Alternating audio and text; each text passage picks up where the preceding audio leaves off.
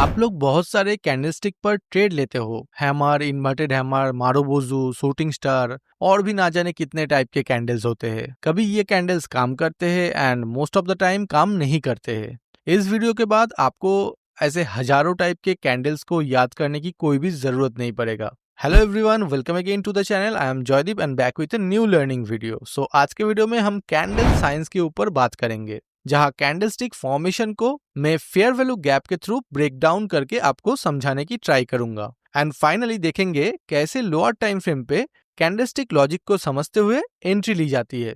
अगर आप भी कंफ्यूज होते हो कि कौन सा कैंडल कौन से टाइम पे या किस जगह पे काम करता है, तो ये वीडियो आपके लिए गेम चेंजर होने वाला है। तो चलो शुरू करते हैं।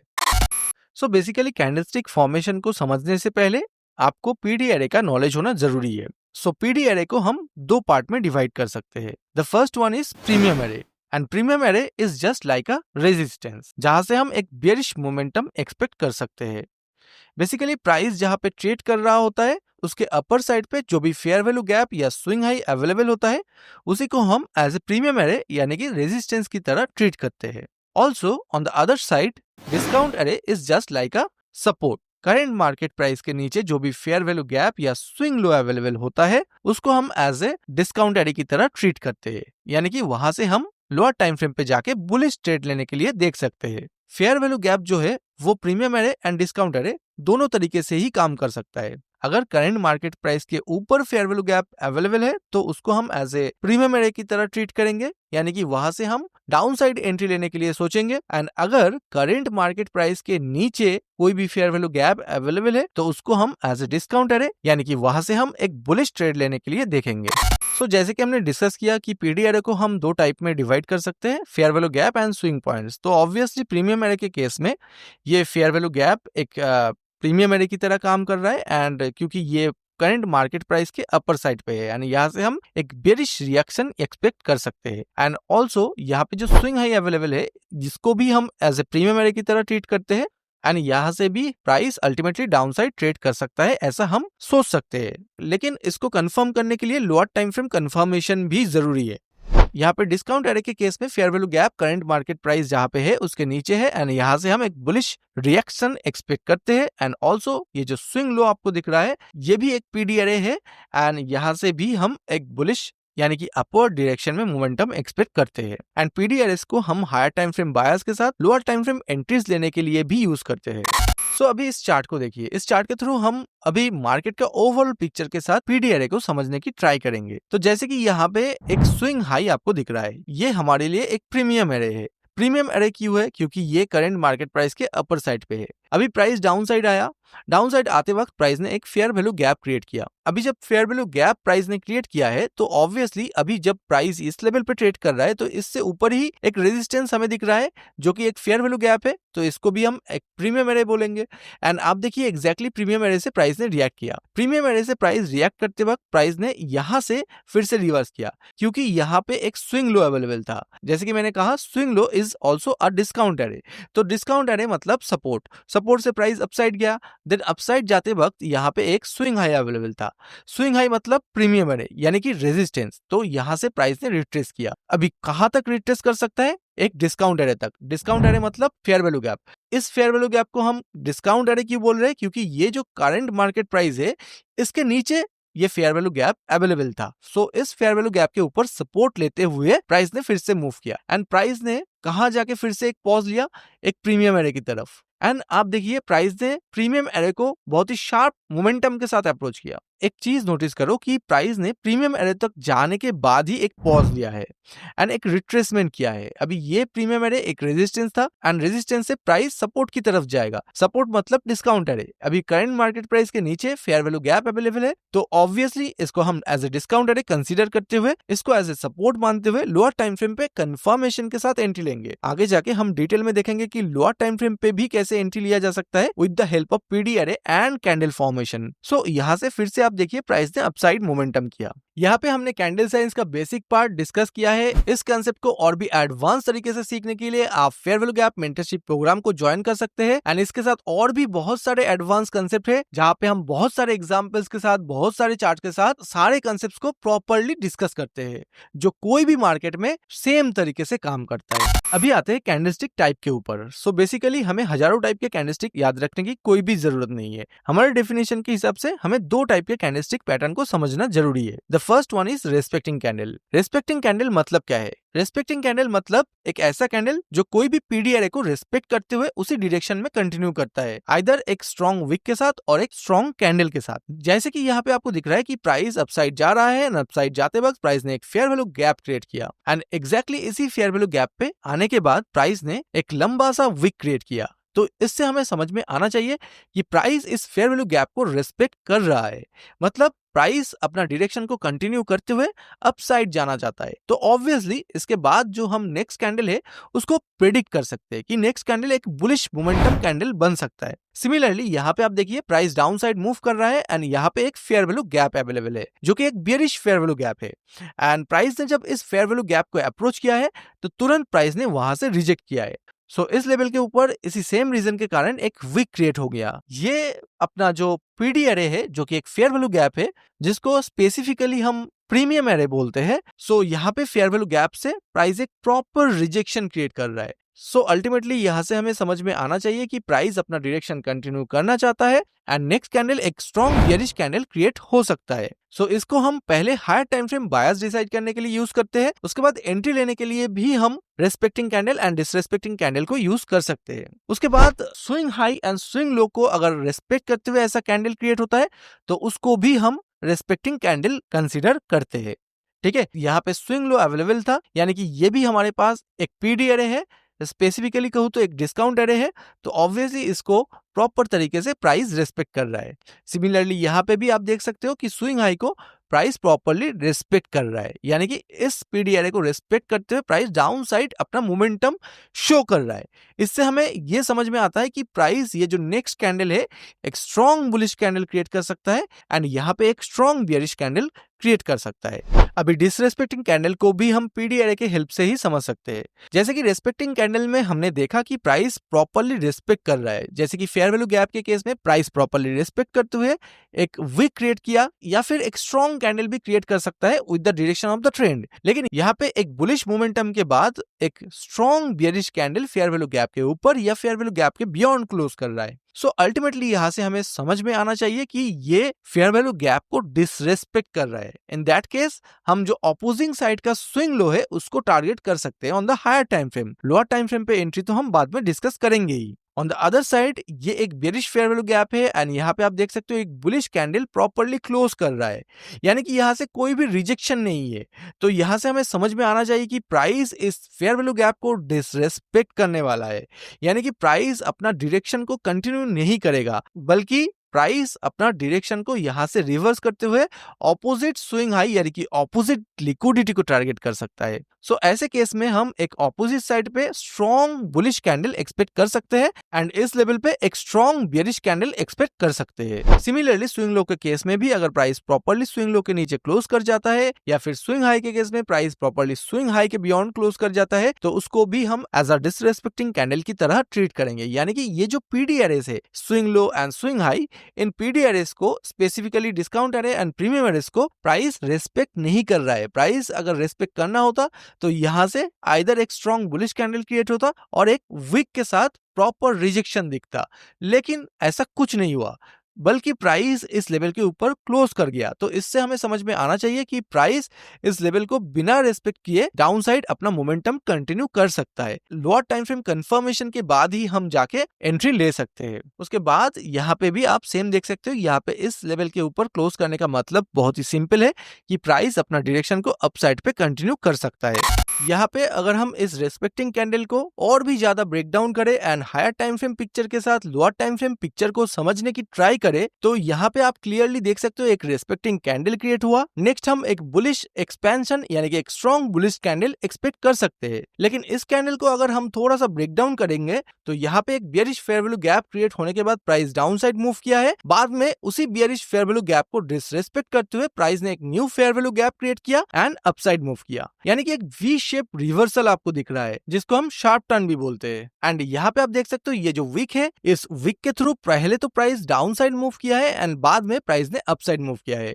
And same picture lower time frame पे भी आपको दिखेगा कि प्राइस पहले एक फेयर वैल्यू गैप एक डायरेक्शन में क्रिएट किया है, लेकिन बाद में उसी सेम फेयर वैल्यू गैप को डिसरेस्पेक्ट करते हुए ऑपोजिट डायरेक्शन में एक new fair value gap create किया है एंड उसको रेस्पेक्ट करते हुए अपसाइड मोमेंटम किया है। सिमिलरली अगर हम डिसरेस्पेक्टिंग कैंडल को भी देखें तो ऑब्वियसली यहाँ पे भी आप देख सकते हो कि प्राइस एक डायरेक्शन में मूव कर रहा था, लेकिन उसके ऑपोजिट डायरेक्शन में एक स्ट्रॉन्ग कैंडल ने फेयर वैल्यू गैप के ऊपर क्लोज कर दिया है। अभी इस कैंडल को अगर लोअर टाइम फ्रेम पे आप ब्रेक डाउन करोगे तो आपको लोअर टाइम फ्रेम पे एक बेयरिश ऑर्डर फ्लो दिखेगा, यानी कि एक ऐसा प्राइस ले जहां पे एक bearish fair value gap available हो।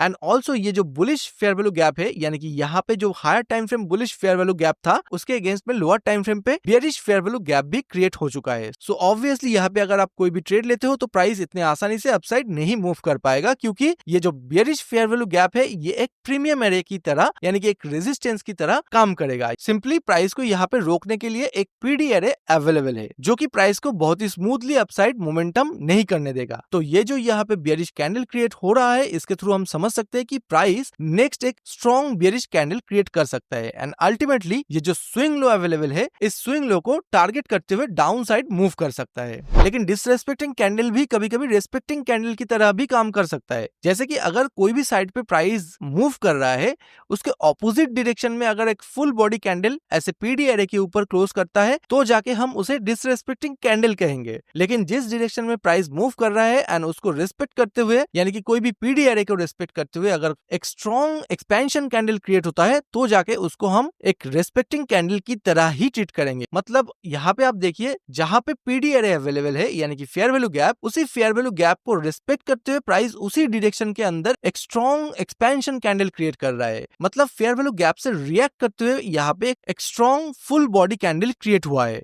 लेकिन प्रीवियसली यहाँ पे आप देख सकते हो कि फेयर वैल्यू गैप से प्राइस यहाँ पे रिएक्ट नहीं कर रहा है, बल्कि फेयर वैल्यू गैप के ऊपर प्राइस क्लोज कर रहा है एंड वो भी एक ऑपोजिट डायरेक्शन कैंडल के साथ। तो इसको हम एज ए डिसरेस्पेक्टिंग कैंडल की तरह ट्रीट करेंगे।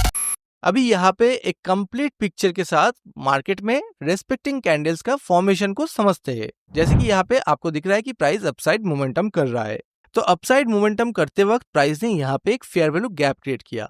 अभी ये जो फेयर वैल्यू गैप है ये करंट मार्केट प्राइस से डाउन साइड अवेलेबल है, तो इसलिए इसको हम एज ए डिस्काउंट एरे की तरह ट्रीट करेंगे। अभी यहाँ पे आके मार्केट ने देखिए इस फेयर वैल्यू गैप से रिएक्ट करते हुए एक स्ट्रॉन्ग बुलिश कैंडल क्रिएट किया है।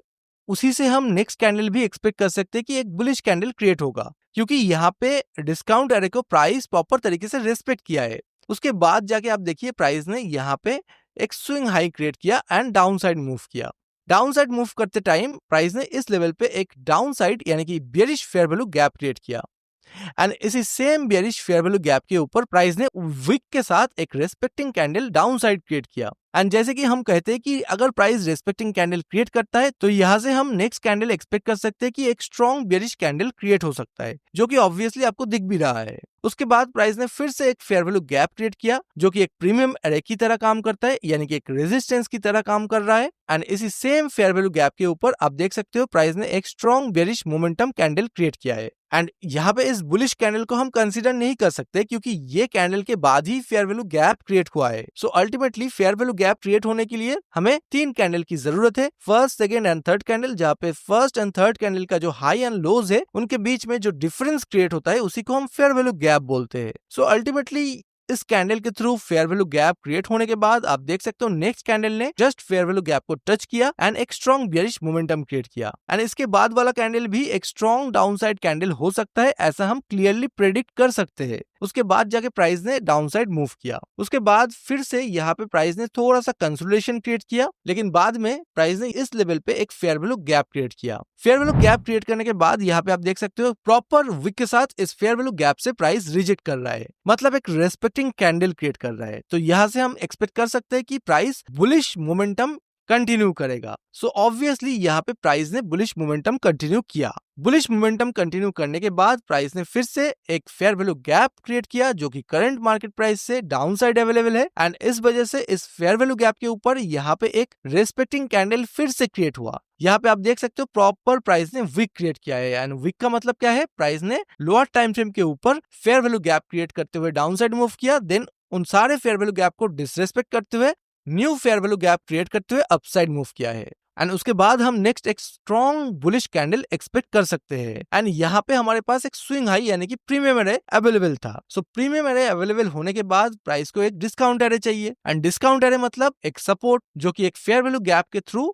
यहाँ पे क्रिएट हुआ है। एंड यहाँ पे फिर से आप देख सकते हो एक रेस्पेक्टिंग कैंडल क्रिएट किया प्राइस ने। इसी रेस्पेक्टिंग कैंडल के साथ प्राइस ने अपसाइड मोमेंटम किया। अपसाइड मोमेंटम करते वक्त प्राइस ने ये जो मेजर स्विंग हाई था यानी कि एक स्ट्रॉन्ग पीडी एरे जो अवेलेबल था उसको हिट किया। अभी जब प्रीमियम एरे को प्राइस ने अप्रोच किया है तो प्राइस कहां तक मूव करेगा? डिस्काउंट एरे तक। अभी यहाँ पे तो कोई फेयर वैल्यू गैप अवेलेबल नहीं है। ये जो फेयर वैल्यू गैप था इसको ऑलरेडी प्राइस ने मिटिगेट कर चुका है, मतलब प्राइस इस लेवल के ऊपर ऑलरेडी ट्रेड कर चुका है। तो ये जो स्विंग लो क्रिएट हुआ है, अभी ये स्विंग लो हमारे लिए एक डिस्काउंट एरे की तरह काम करता है। तो ये स्विंग लो के ऊपर प्राइस ने जस्ट टैप किया एंड एक स्ट्रॉन्ग बुलिश कैंडल क्रिएट किया। मतलब इस स्विंग लो से प्राइस कंप्लीटली इस लेवल के ऊपर प्रॉपर तरीके से रिजेक्ट किया है। मतलब इस लेवल के ऊपर प्राइस ने जस्ट टैप करते हुए यहाँ से रिएक्ट करते हुए एक स्ट्रॉन्ग बुलिश कैंडल क्रिएट किया है। एंड बाद में आप क्लियरली देख सकते हो प्राइस ने अपना डायरेक्शन भी अपसाइड पे कंटिन्यू किया है। एंड कंटिन्यू करते टाइम फिर से इस लेवल पे प्राइस ने एक रेस्पेक्टिंग कैंडल क्रिएट किया। सो इस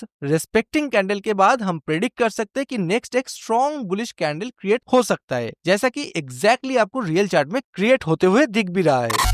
अभी अगर हम एग्जैक्टली सेम चार्ट के ऊपर डिसरेस्पेक्टिंग कैंडल को समझने की ट्राई करें तो ऑब्वियसली यहाँ पे आप देख सकते हो एक bullish fair value gap available था। इसी same bullish fair value gap के ऊपर प्राइस ने क्लोज कर गया ऑपोजिट डायरेक्शन में एक स्ट्रॉन्ग बॉडी कैंडल के साथ। तो इसी को हम डिसरेस्पेक्टिंग कैंडल बोलते हैं। एंड ऐसे केस में हम टारगेट कर सकते हैं ऑपोजिट लिक्विडिटी यानी कि ऑपोजिट स्विंग पॉइंट्स। इस केस में ऑपोजिट स्विंग लो। तो प्राइस ने ऑपोजिट स्विंग लो तक अप्रोच किया। फिर से यहाँ पे देखिए प्राइस ने एक फेयर वैल्यू गैप क्रिएट किया था एंड एक स्ट्रॉन्ग कैंडल के साथ प्राइस ने इस लेवल को भी डिसरेस्पेक्ट कर दिया। लेकिन प्राइस ने यहाँ पे थोड़ा सा कंसोलिडेशन करने के बाद देन फिर से प्राइस यहाँ पे ये जो स्विंग हाई था यानी कि एक प्रीमियम एरे था यानी कि आप बोल सकते हो एक रेजिस्टेंस था, उस रेजिस्टेंस को एक स्ट्रॉन्ग कैंडल के साथ डिसरेस्पेक्ट कर रहा है। मतलब प्राइस का डायरेक्शन अगर बुलिश है तो प्राइस प्रीमियम एरेस को डिसरेस्पेक्ट करेगा एंड डिस्काउंट एरेस को रेस्पेक्ट करेगा। सिंपली यहाँ पे आप देख सकते हो फेयर वैल्यू गैप एक डिस्काउंट एरे था, उस लेवल पे प्राइस रेस्पेक्टिंग कैंडल क्रिएट कर रहा है। लेकिन जिस लेवल के ऊपर स्विंग हाईज अवेलेबल है यानी कि प्रीमियम एरेज है, उन लेवल्स के ऊपर प्राइस देख सकते हो स्ट्रॉन्ग कैंडल के साथ क्लोज कर रहा है। मतलब उन लेवल से प्राइस रेस्पेक्टिंग कैंडल नहीं बल्कि डिसरेस्पेक्टिंग कैंडल क्रिएट करते हुए इस लेवल के ऊपर क्लोज कर रहा है। मतलब यहाँ पे ये जो डिसरेस्पेक्टिंग कैंडल है उसके थ्रू हमें समझ में आ रहा है कि यहाँ पे प्रीमियम एरेज जो है वो डिसरेस्पेक्ट हो रहा है। एंड यहाँ पे फेयर वैल्यू गैप के ऊपर ये जो कैंडल है जहाँ पे क्लियरली प्राइस विक के थ्रू रिजेक्शन शो करते हुए दिख रहा है। तो इससे हमें समझ में आना चाहिए जब डिस्काउंट एरे रिस्पेक्ट हो रहा है एंड प्रीमियम एरे डिसरेस्पेक्ट हो रहा है तो प्राइस का जो डायरेक्शन है वो अपसाइड है। ऑन द अदर साइड जब प्रीमियम एरे रिस्पेक्ट होगा एंड डिस्काउंट एरेज जो है वो डिसरेस्पेक्ट होगा तो प्राइस का डायरेक्शन डाउन साइड हो जाएगा। मतलब यहाँ पे देखिए जो डिस्काउंट एरे था, ठीक है, वो डिसरेस्पेक्ट हो गया एंड इस लेवल पे आप देखिए एक बियरिश फेयर वैल्यू गैप भी था जहां पे रेस्पेक्टिंग कैंडल क्रिएट हुआ है। तो ऑब्वियसली यहाँ पे डिस्काउंट एरेज जो है यानी कि सपोर्ट एरियाज डिसरेस्पेक्ट हो चुका है एंड जो रेजिस्टेंस है यानी कि प्रीमियम एरे है that is also a fair value gap in this case, यहाँ से रेस्पेक्टिंग कैंडल क्रिएट हो रहा है। मतलब प्रीमियम एरेज यानी कि रेजिस्टेंस लेवल्स जो है वो रेस्पेक्ट हो रहा है एंड डिस्काउंट एरेज यानी कि सपोर्ट लेवल्स जो है डिसरेस्पेक्ट हो रहा है। In that case price is going down side, ठीक है। एंड इसके बाद आप देख सकते हो प्राइस ने फिर से यहाँ पे ये जो स्विंग हाई था जो कि एक प्रीमियम एरे था यहाँ पे एक प्रॉपर तरीके से रिजेक्शन शो किया है। लेकिन यहाँ से रिजेक्शन शो करने के बाद यहाँ पे जो स्विंग लो है जहां पे लिक्विडिटीज अवेलेबल होता है उसको टारगेट करने के बाद प्राइस ने यहां से रिजेक्ट करते हुए एक स्ट्रॉन्ग बॉडी कैंडल क्रिएट किया है, जिसके बाद हम क्लियरली प्रेडिक्ट कर सकते हैं कि यहां से मार्केट अपसाइड में मोमेंटम कर सकता है। अभी आता है final part, that is entry कैसे ले। हालांकि यहाँ से हम बहुत सारे टाइप का एंट्री ले सकते हैं on the lower time frame. इस वीडियो में हम पर्टिकुलरली रेस्पेक्टिंग कैंडल का यूज करते हुए लोअर टाइम फ्रेम के ऊपर कैसे एंट्री ले सकते हैं उसके बारे में जानेंगे।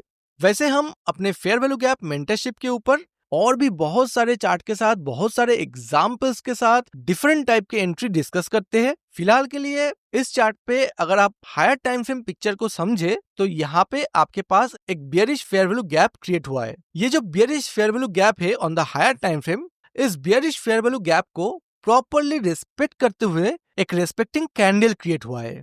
इसके बाद हम नेक्स्ट कैंडल इजीली प्रेडिक्ट कर सकते हैं कि एक स्ट्रॉन्ग बेयरिश कैंडल क्रिएट हो सकता है। इसको कंफर्म करने के लिए लोअर टाइम फ्रेम कंफर्मेशन जरूरी है। तो इसके लिए हम अगर लोअर टाइम फ्रेम पे मूव करेंगे तो लोअर टाइम फ्रेम पे हमें कुछ ऐसा दिखेगा। ये जो higher time frame fair value gap था जिसके ऊपर रेस्पेक्टिंग कैंडल क्रिएट हुआ था, वही सेम चीज आप देखिए। पहले तो प्राइस ने bullish fair value gap create किया, उसके बाद इस बुलिश फेयर वैल्यू गैप को डिसरेस्पेक्ट करते हुए प्राइस ने एक bearish fair value gap create किया। एंड अगेन आप देख सकते हो इस बेयरिश फेयर वैल्यू गैप के अंदर भी लोअर टाइम फ्रेम के ऊपर एक respecting candle down side create हुआ है। तो बेसिकली यहां से हम क्लियरली अपना एंट्री ले सकते हैं। एंड टारगेट के लिए हम हायर टाइम फ्रेम लिक्विडिटीज यानी कि स्विंग लो तक टारगेट कर सकते हैं। इस लेवल पे अगर आप एंट्री लेते हो तो क्लियरली आपको 1:2 इजीली अचीव हो जाएगा। तो जैसे कि आप देख सकते हो कि प्राइस ने बहुत ही इजीली एंड बहुत ही शार्प मोमेंटम के साथ स्मूथली अपना टारगेट दे दिया है। आई होप कि आपको ये सारे कंसेप्ट्स क्लियरली समझ में आ रहा है। सो चलते हैं नेक्स्ट एग्जाम्पल पर। अभी इस एग्जाम्पल के अंदर हमें क्लियरली यहाँ पे दिख रहा है कि एक स्विंग हाई अवेलेबल है जो कि एक प्रीमियम एरे है, एक रेजिस्टेंस है। इसके बाद प्राइस ने एक फेयर वैल्यू गैप इस लेवल पे क्रिएट किया, यहाँ से प्राइस ने रेस्पेक्टिंग कैंडल क्रिएट किया एंड डाउन साइड मूव किया। यहाँ से तो हम लोअर टाइम फ्रेम पे एंट्री ले ही सकते थे, लेकिन यहाँ पे आने के बाद प्राइस ने एक फेयर वैल्यू गैप फिर से क्रिएट किया जो कि एक प्रीमियम एरे की तरह काम करता है, यानी कि एक रेजिस्टेंस की तरह काम करता है। लेकिन प्राइस ने यहाँ से डाउन साइड मोमेंटम नहीं किया, बल्कि इस फेयर वैल्यू गैप के ऊपर प्राइस ने एक स्ट्रॉन्ग बुलिश कैंडल के साथ क्लोज कर गया, मतलब एक डिसरेस्पेक्टिंग कैंडल क्रिएट किया। तो यहां से ही हम लोअर टाइम फ्रेम पे जाके एंट्री बिल्कुल ले सकते थे, लेकिन इसको और भी कंफर्म करने के लिए हमने थोड़ा सा वेट किया। एंड यहाँ पे आप देख सकते हो प्राइस ने ऑपोजिट डायरेक्शन में on the higher time frame एक फेयर वैल्यू गैप फिर से क्रिएट किया। अभी ये जो फेयर वैल्यू गैप है ये हमारे लिए एक डिस्काउंट एरे है, क्योंकि अभी ये जो करंट प्राइस है इसके नीचे फेयर वैल्यू गैप क्रिएट हुआ है। एंड यहाँ से आप देख सकते हो ये जो कैंडल है ये कोई रिस्पेक्टिंग कैंडल नहीं है, ना कि कोई डिसरेस्पेक्टिंग कैंडल है, क्योंकि इसने प्रॉपरली क्लोज भी नहीं किया।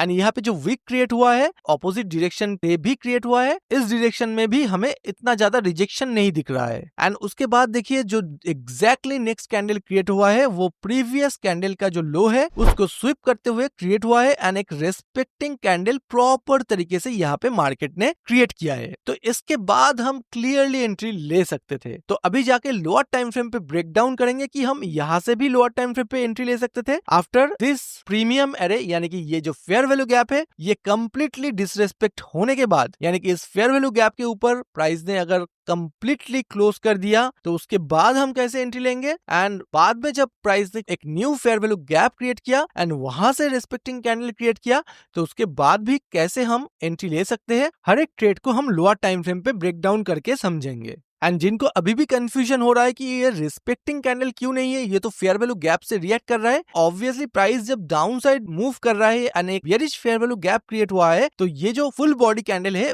वो ट्रेंड के डायरेक्शन में यानी कि फेयर वैल्यू गैप से रिएक्ट करते हुए डाउन साइड क्रिएट होना चाहिए था। लेकिन हमने क्या देखा कि फेयर वैल्यू गैप को कंप्लीटली डिसरेस्पेक्ट करते हुए प्राइस ने अप साइड एक फुल बॉडी कैंडल क्रिएट किया है, यानी कि एक strong bullish expansion candle create किया है। अभी लोअर टाइम फ्रेम पे जाते हैं एंड लोअर टाइम फ्रेम पे जाने के बाद आप क्लियरली देख सकते हो कि प्राइस जब डिसरेस्पेक्ट हो चुका है on the higher time frame, उस लेवल पे प्राइस ने लोअर टाइम फ्रेम पे फेयर वैल्यू गैप क्रिएट किया एंड उसी फेयर वैल्यू गैप से प्राइस ने proper respecting candle on the lower time frame create किया। बाद में ये जो फिर से प्राइस ने एक higher time frame fair value gap create किया था जो कि एक डिस्काउंट एरे की तरह काम कर रहा था, उसी लेवल के अंदर प्राइस ने आप देखिए यहाँ पे आने के बाद यहाँ पे प्रॉपर तरीके से respecting candle on the higher time frame create नहीं हुआ था, तो नेक्स्ट कैंडल ने इस लो को स्विप किया एंड बाद में जब प्राइस अपसाइड मूव कर रहा था प्राइस ने लोअर टाइम फ्रेम पे फेयर वैल्यू गैप क्रिएट किया जो कि ऑब्वियसली करंट मार्केट प्राइस के नीचे है, सो एक डिस्काउंट एरे की तरह काम करेगा, यानी कि एक सपोर्ट की तरह काम करेगा। एंड इसी सपोर्ट लेवल या फिर डिस्काउंट एरे से या फिर आप बोल सकते हो फेयर वैल्यू गैप से प्राइस रिएक्ट करते हुए एक स्ट्रॉन्ग बुलिश कैंडल क्रिएट कर रहा है, मतलब एक रिस्पेक्टिंग कैंडल क्रिएट कर रहा है। सो हम यहाँ से अगेन एंड अगेन देख पा रहे हैं कि फेयर वैल्यू गैप क्रिएट हो रहा है एंड रिस्पेक्टिंग कैंडल क्रिएट हो रहा है। यहाँ पे भी फेयर वैल्यू गैप क्रिएट हुआ एंड यहाँ पे आप देखिए जिस डायरेक्शन में फेयर वैल्यू गैप क्रिएट हुआ वहां से रिएक्ट करते हुए प्राइस ने फुल बॉडी कैंडल यानी कि एक strong expansion candle same direction में क्रिएट किया। अगर प्राइस यहाँ पे ऑपोजिट डायरेक्शन में फुल बॉडी कैंडल क्रिएट करते हुए फेयर वैल्यू गैप के ऊपर या फेयर वैल्यू गैप के बियॉन्ड क्लोज कर जाता तब जाके हम यहाँ पे इसको रिस्पेक्टिंग कैंडल नहीं कंसीडर करते। लेकिन यहाँ पे हमें क्या दिख रहा है, फेयर वैल्यू गैप के ऊपर जस्ट ट्रेड करने के बाद ही प्राइस ने यहाँ से रिएक्ट करते हुए एक स्ट्रॉन्ग बुलिश कैंडल क्रिएट किया है। सो इसको भी हम एज ए रिस्पेक्टिंग कैंडल की तरह ट्रीट करेंगे, क्योंकि इस कैंडल के अंदर भी आपको और भी ज्यादा लोअर टाइम फ्रेम पे बहुत सारे bullish fair value gap create होते हुए दिखेगा। यहाँ पे जो bullish fair value gap already available है, तो उसी सेम डायरेक्शन में लोअर टाइम फ्रेम पे भी bullish fair value gap create हो रहा है। लेकिन अगर हायर टाइम फ्रेम पे इस पिक्चर को समझे तो यहाँ पे बेयरिश फेयर वैल्यू गैप था, लेकिन इस कैंडल के अंदर bullish fair value gap create हो रहा है, मतलब ऑपोजिट डायरेक्शन में फेयर वैल्यू गैप क्रिएट हो रहा है। यहाँ पे आप देखिए, ये जो विक है, यहाँ पे इस विक के अंदर सेम डायरेक्शन में फेयर वैल्यू गैप क्रिएट हो रहा है। ये जो फेयर वैल्यू गैप है, इसी के सेम डायरेक्शन में लोअर टाइम फ्रेम पे आपको फेयर वैल्यू गैप दिखेगा। सेम यहाँ पे भी ये जो फेयर वैल्यू गैप है, इसके सेम डायरेक्शन में आपको लोअर टाइम फ्रेम पे फेयर वैल्यू गैप दिखेगा। फिर से ये जो फेयर वैल्यू गैप क्रिएट हुआ है, इसको भी प्राइस रेस्पेक्ट करते हुए इस विक के थ्रू प्रॉपर्ली रिजेक्ट किया है। एंड यहाँ पे भी और भी ज्यादा लोअर टाइम फ्रेम पे अगर ब्रेक डाउन करके आप देखोगे तो इस लेवल के अंदर भी आपको बहुत सारे फेयर वैल्यू गैप दिखेगा। तो अल्टीमेटली इन सारे लेवल्स के ऊपर हम ट्रेड कर सकते थे, एटलीस्ट 2 आवर या उससे भी ज्यादा टारगेट बहुत ही इजीली अचीव कर सकते थे। सो अल्टीमेटली अगर वीडियो को समराइज करें तो आपको हायर टाइम फ्रेम पे पीडी एरे को फाइंड आउट करना है, उसके बाद देखना है कि वहां पे प्राइस अप्रोच करने के बाद रेस्पेक्टिंग कैंडल या फिर डिसरेस्पेक्टिंग कैंडल क्रिएट कर रहा है। अगर रेस्पेक्टिंग कैंडल क्रिएट कर रहा है, मतलब प्राइस पीडी एरे को रेस्पेक्ट करते हुए उस लेवल से प्रॉपर्ली रिवर्स कर रहा है। अगर प्राइस पीडी एरे के ऊपर क्लोज कर जाता है, मतलब price is going to disrespect the PD array and target the opposite side liquidity, that is basically swing high और swing lows. So I hope कि इस वीडियो के बाद आपको बहुत ज्यादा क्लैरिटी मिला होगा कि कैंडल्स को कैसे अप्रोच करना है। एक कैंडल के फॉर्मेशन का जो स्टोरी है वो आपको इस वीडियो के बाद आई थिंक और भी बेहतर तरीके से समझ में आएगा, एंड आपको ये कंसेप्ट अपने ट्रेडिंग डिसीजन को और भी इफेक्टिवली लेने के लिए हेल्प जरूर करेगा। एंड ऑल्सो डिस्क्रिप्शन बॉक्स में दिए हुए लिंक से आप हमारे फ्री टेलीग्राम चैनल को भी ज्वाइन कर सकते हैं, जहाँ पे मैं लाइव मार्केट अपडेट्स शेयर करते रहता हूँ। सो इस वीडियो में इतना ही रखते हैं, मिलते हैं नेक्स्ट वीडियो में ऐसे ही कुछ एडवांस लर्निंग के साथ। तब तक के लिए thank you and happy trading.